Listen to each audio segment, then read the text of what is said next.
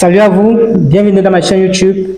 Dans cette vidéo, je vais vous montrer comment résoudre votre problème de migration de la crypto-Pi. Sachez qu'il y a deux cas possibles. Soit vous êtes en file d'attente pour la migration, soit vous avez déjà migré votre crypto-monnaie dans votre portefeuille et bien après, ça a été reviré dans votre application de minage. Ok. Et je vais vous montrer comment résoudre ça étape par étape. C'est une simple étape, juste activer un facteur d'authentification qui vous permettra de renforcer la sécurité de votre compte Pi. Ok. Alors ça a été mis, l'entreprise Pi a mis cette mesure en œuvre pour renforcer la sécurité de votre compte. Alors je vais vous montrer étape par étape comment résoudre ce problème. Ok. Ils ont publié un blog qui vous montre, qui vous détaille les différentes étapes à suivre, ok, pour résoudre le problème, ok. Et voici le bloc en question. Pour consulter le bloc, vous allez juste dans le site web mindpi.com, ok. Après avoir tapé mindpi.com, vous allez juste dans communauté. Après communauté, vous allez dans blog. Dans le blog, vous allez voir l'authentification à deux facteurs. Ok. Donc, c'est simple. On dit l'authentification à deux facteurs pour le portefeuille de migration contribue à garantir la sécurité de votre compte pionnier. Ok. Comme je l'ai dit en début de la vidéo, donc ça rassure la sécurité de votre compte Pi, ok, contre les arnaqueurs. On dit ça a été mis en œuvre le 13 mars 2025. On dit Pi Network a lancé une fonctionnalité d'authentification à deux facteurs qui oblige certains pionniers à effectuer cette authentification avant la migration de leur Pi vers la blockchain mainnet. La blockchain mainnet, c'est votre porte, c'est l'application, ça réside dans l'application Pi Browser, ok. Comme je l'ai dit dans mes vidéos précédentes, que l'application Pi Browser contient votre portefeuille, ok. Dans le blockchain mainnet, c'est ça qu'on appelle, c'est encore ça votre portefeuille Pi, ok. On dit cette fonctionnalité a sécurisé et confirme les portefeuilles Pi des pionniers. Les pionniers, ce sont ceux qui minent la crypto Pi, ok, depuis 6 ans déjà, notamment grâce à la vérification d'une adresse email de confiance, renforçant ainsi la sécurité de leur compte et de leur Pi. Donc, pour activer l'authentification à deux facteurs, vous devez avoir une adresse email, ok, une adresse email valide, bien sûr valide. Après, on dit certains pionniers disposent peut-être déjà une adresse email de confiance pour lancer l'authentification à deux facteurs afin de confirmer leur portefeuille de migration. D'autres devront peut-être en configurer une avant de finaliser l'authentification à deux facteurs. Donc, si vous n'avez pas une adresse email de confiance, vous est suggéré de bien le créer, ok.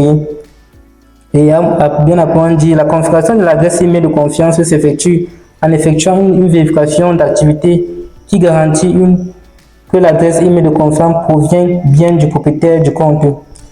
L'application de minage leur demandera de le faire. Dans l'application de minage, c'est l'application Pi, ok. En question, l'application Pi, c'est l'application qui vous permet de miner la crypto Pi, ok. Et bien apprendre, seuls les pionniers ayant effectué leur KYC, c'est-à-dire une procédure qui vous permet à l'entreprise de vous reconnaître, ok. C'est une autre procédure d'identification, ok. Donc on dit seuls les pionniers ayant effectué leur KYC, y compris le KYC provisoire, sont actuellement autorisés à ajouter une adresse email de confiance, ok. Donc si vous n'avez pas encore activé si vous n'avez pas encore activé le KYC dans votre compte Pi, vous ne pouvez pas activer l'authentification à deux facteurs, ok. Donc assurez-vous que votre KYC a déjà été vérifié, ok. Et on dit cette adresse email de confiance est également utilisée pour d'autres vérifications importantes de compte, comme la récupération de compte. Il est donc essentiel d'ajouter une adresse email que vous possédez et à laquelle vous faites confiance, ok. Fournir une adresse email aléatoire à laquelle vous n'avez pas accès entraînera l'échec des vérifications. Donc, Rassurez-vous que l'adresse email que vous fournissez est une adresse valide, ok, et qui vous, rassurez-vous que c'est valide et c'est de confiance, ok. Vous ne pourrez alors plus confirmer votre portefeuille pour migrer votre PI, ni récupérer votre compte ultérieurement. Donc, il faut toujours vous rassurer que l'adresse que vous fournissez est une adresse valide et une adresse de confiance. On dit une fois l'adresse email de confiance ajoutée, ces pionniers recevront progressivement des invites après chaque section de minage et parfois des notifications par email pour effectuer l'authentification à 2 facteurs afin de vérifier leur portefeuille de migration. Les pionniers peuvent également confirmer l'authentification à 2 facteurs via la liste de contrôle du réseau principal. Donc vous pouvez directement activer l'authentification à 2 facteurs via la liste de contrôle du réseau principal, ok. Et on dit bien après, dans l'interface de l'authentification à 2 facteurs, les pionniers doivent confirmer l'accès au portefeuille de migration. Donc vous devez confirmer votre accès au portefeuille de migration, puisque le portefeuille de migration c'est dans l'application Pi Browser, ok. Donc vous devez confirmer cet accès. Puisque l'authentification se fait dans l'application Pi et l'authentification se fait dans l'application Pi, ok, mais vous devez confirmer l'accès dans l'application, puisque le portefeuille c'est dans l'application Pi Browser. C'est la raison pour laquelle vous devez confirmer cet accès, ok, puisque les deux applications sont liées.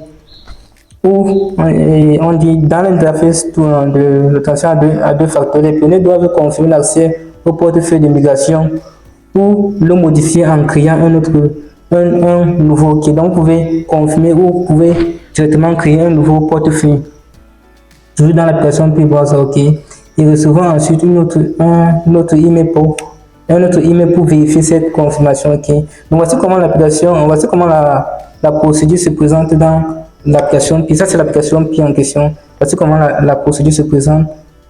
Donc vous avez dans l'application Pi, vous avez un interface qui vous permet de confirmer l'accès, ok. On dit, comme vous pouvez constater, confirm your migration, confirm you have the passphrase to your wallet below. Donc vous devez confirmer. Voici comment l'interface de confirmation se présente, ok. Comme vous pouvez le constater, nous avons l'option confirmer le portefeuille ou changer, comme nous l'avons dit précédemment. Vous pouvez confirmer, vous pouvez changer le portefeuille, ok, pour la confirmation. Et bien après, on dit les pionniers ne recevront que les emails provenant de noreply@pi.email, ok. Donc rassurez-vous que l'email que vous recevrez pour la confirmation c'est cet email, ok. Au cas contraire, sachez que c'est de l'arnaque, ok. Donc l'email que vous recevrez sera de noreply@pi.email, ok. Donc rassurez-vous, si ce n'est pas le cas, sachez que c'est de l'arnaque, ok. Donc rassurez-vous toujours que l'email c'est noreply@pi.email, ok. Et on dit ne faites confiance à aucune autre adresse email pour éviter des tentatives d'amassonnage ou d'escroquerie, ok. Donc voilà comment l'email se présente, comme je l'ai dit précédemment. Voilà comment l'interface pour la confirmation de l'email se présente, ok. Ça c'est dans votre boîte email, évidemment, ok. Dans votre boîte email, ça doit se présenter de cette forme, ok. Et bien après on dit solde Pi retourné pendant la période d'attente de migration pour la sécurité de leur compte et de leur Pi. Certains pionniers ayant migré leur Pi vers le mainnet c'est votre portefeuille qui est dans l'application Pi Browser, ok. Au cours des dernières semaines, on dit pour la sécurité de leur compte et de leur Pi, certains pionniers ayant migré leur Pi vers le mainnet au cours de ces dernières semaines, mais se trouvant encore dans la période d'attente de 14 jours, devront remplir les exigences de l'authentification à 2 facteurs, ok, ci-dessus. À défaut, leur Pi sera renvoyé en toute sécurité vers leur application de minage, ok. Donc vous devrez activer l'authentification à 2 facteurs, ok, afin que votre migration soit réussite, ok. Et après, on dit la période d'attente de 14 jours après la migration a été conçue spécifiquement pour répondre à ce besoin. Ok. Une fois l'authentification à deux facteurs terminée, la migration de leur solde initial ou légèrement supérieur sera à nouveau mise en file d'attente, ok, vers la blockchain mainnet. Donc, une fois l'authentification à deux facteurs une fois que c'est terminé, la migration de leur solde initial ou légèrement supérieur sera de nouveau mis en file d'attente vers dans votre portefeuille, ok, qui est dans la personne P-Browser, ok. On dit l'authentification à deux facteurs et les fonctionnalités de retour du PI vise à garantir autant possible la sécurité du PI et des comptes des pionniers, ok. Donc, comme je dis tantôt en début de la vidéo, c'est pour sécuriser votre CryptoPi et votre compte de minage, ok. À raison de la nature même de la blockchain ou des transactions en raison de la nature même de la blockchain où les transactions sont immuables et où le portefeuille PI est non dépositaire. Ces fonctionnalités offrent une sécurité supplémentaire et garantissent que le PI est bien envoyé à son propriétaire légitime. Ok, donc c'est toujours pour question de sécurité. Les pionniers ayant terminé l'authentification à deux facteurs avant la restauration ne seront pas soumis au retour du PI.